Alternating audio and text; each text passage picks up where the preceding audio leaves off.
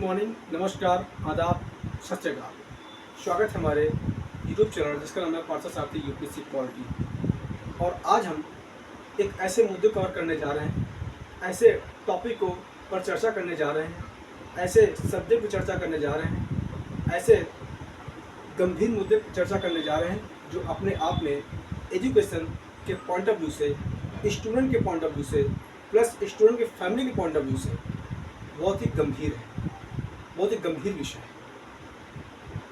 पिछले 24 घंटे से, चाहे वो आप न्यूज़ चैनल देख रहे हो, चाहे आप न्यूज़ पेपर पढ़ रहे हो, चाहे आप सोशल साइट्स को देख रहे हो, चेक कर पा रहे हो, ढेरों कमेंट भरे पड़े हैं। स्टूडेंट मीडिया के माध्यम से आक्रोशित है, अपना आक्रोश प्रकट कर रहा है।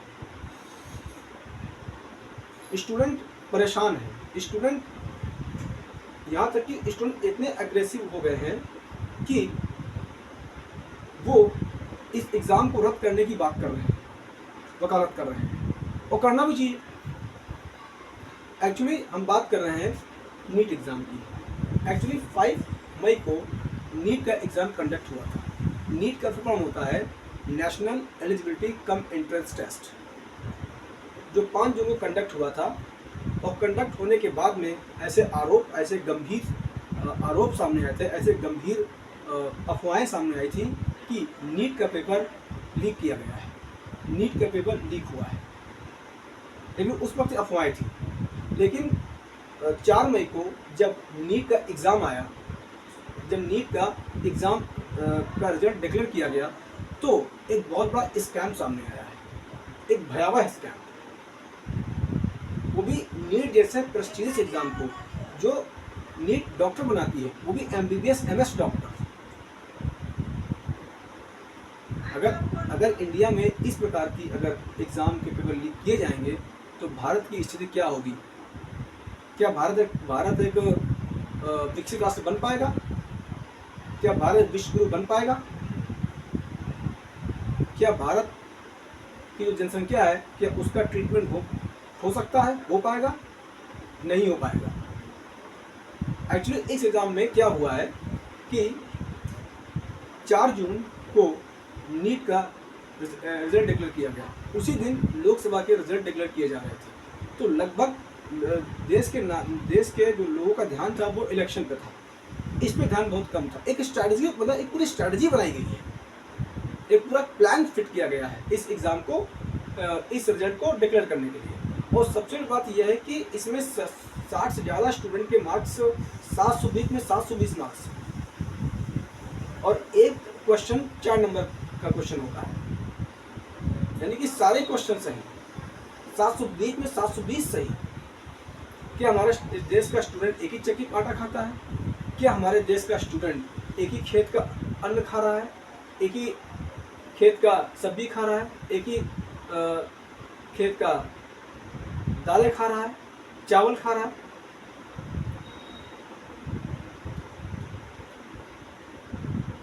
और जब स्टूडेंट ने इसकी कंप्लेंट की एनटीए से, तो एनटीए ने कहा कि हमने इनको कॉम्पनसेशन दिया है। अगर आपको कॉम्पनसेशन देना था तो कॉम्पनसेशन आप सभी को देते। 60% स्टूडेंट का आपने कॉम्पनसेशन किस बेस पे दिया है? क्या आपने आधार चुना है? क्या आपने सोच समझ के रिजल्ट डिक्लेयर किया है? वही सोसाइटी, वहीं जब किसी पेरेंट्स का लड़का जब फेल होता है तो जो अदर पर्सन होते हैं, जो पड़ोसी लोग होते हैं, बहुत हंसते हैं, अरे वाह वाह बहुत अच्छा हुआ, हमें क्या करना है इससे, हमारा क्या जा रहा है, हम इसमें क्या कर सकते हैं। इसी का फायदा उठाते हैं लोग, इसी का फायदा उठाते हैं। आप लोग बहुत कुछ कर सकते हैं, लेकिन आप लोग करना नहीं चाहते। सपोज मानिए कि एक जगह आपके पड़ोसी का लड़का फेल हुआ, हो सकता है अगर आपकी बच्चा या बच्ची प्रिपेयर कर रही होती, वो फेल होती, तो आप उसके बारे में क्या सोचते हैं? आप या जो स्टूडेंट जो फेल हुआ वो आपके बारे में क्या सोचेगा? तो आपने ये सोचा है? नहीं सोचा है।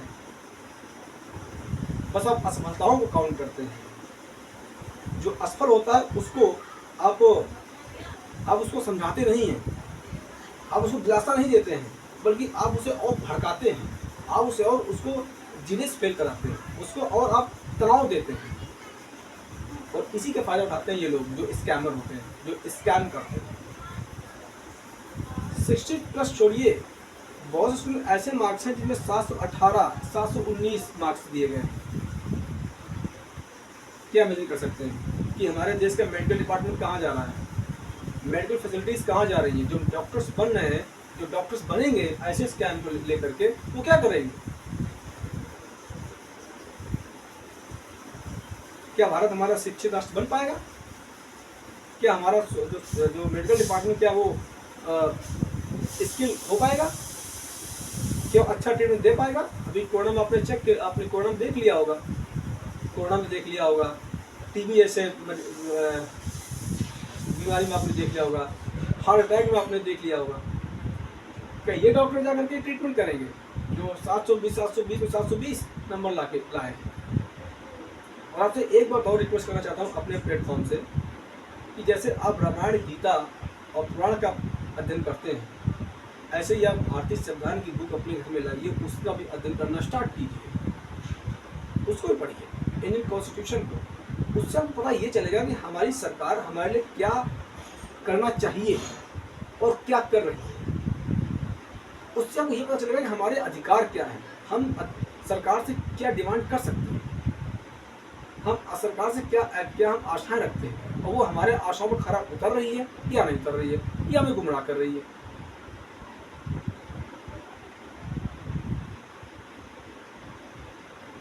हमारे अधिकार को हम कितना यूज कर पा रहे हैं, हम अपने अधिकारों को कितना लेके जागरूक हैं।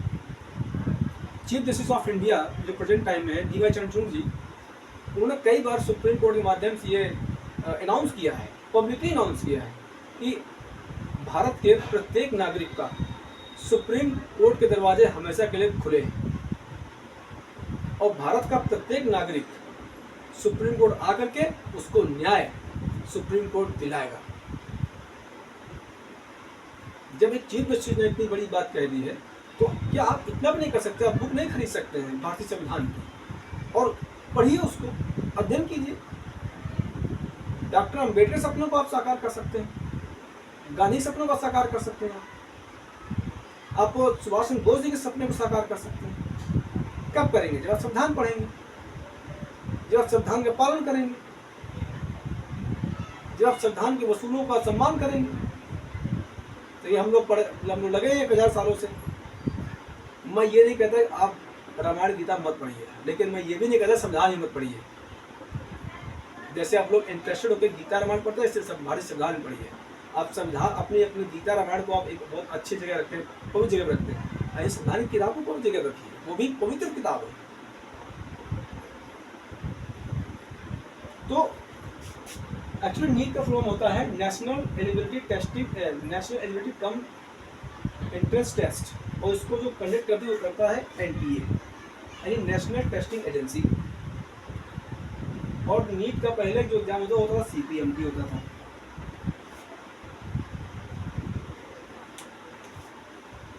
और आपने देखा कितना बड़ा नीट स्कैम सामने आया है।